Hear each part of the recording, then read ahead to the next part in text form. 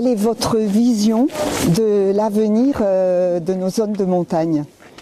Dans l'esprit de cette réforme de la politique agricole commune, où nous avons voulu prendre en compte la diversité des agricultures en Europe, la montagne a leur place, parce que la montagne en Europe, déjà au niveau de surface, c'est important, au niveau des populations, et ce sont des régions où l'agriculture est une des principales activités, sinon la principale activité socio-économique.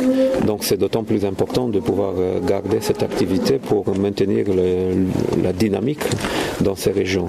Donc c'est justement pour cette raison qu'avec cette réforme, nous avons essayé de faire en sorte qu'on puisse, dans les conditions dans lesquelles on n'a pas pu augmenter le budget global de la PAC, mais juste le maintenir, donc on a essayé de faire une redistribution de la zone de la plaine vers la montagne pour justement mieux valoriser la production ici. Après, je pense qu'il y a d'autres voies de soutenir la montagne, c'est notamment travailler la qualité de produits et faire un lien entre la valeur, disons, environnementale de gestion des ressources naturelles et l'activité agricole.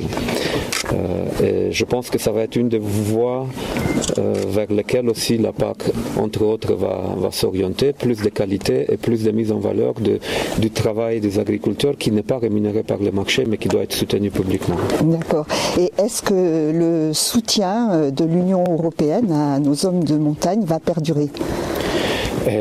Je peux assurer que jusqu'en 2020, c'est sûr. Après, il faudra voir, mais je ne vois pas de raison pourquoi on affecterait le soutien aux zones de montagne. Au contraire, je pense qu'il faudrait l'augmenter, ou alors sinon trouver d'autres voies pour mieux rémunérer de toute façon le travail des agriculteurs.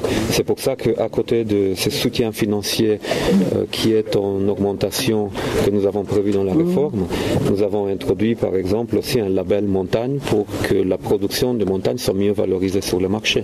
Donc il faudra qu'on y travaille entre le soutien public d'un côté et la prise de conscience de nous en tant que consommateurs de l'importance de choix que nous faisons quand nous achetons des produits, aussi par rapport à l'aménagement du territoire et la mise en valeur d'un potentiel, parce qu'on aime bien de venir à la montagne pour se balader, pour faire de ski.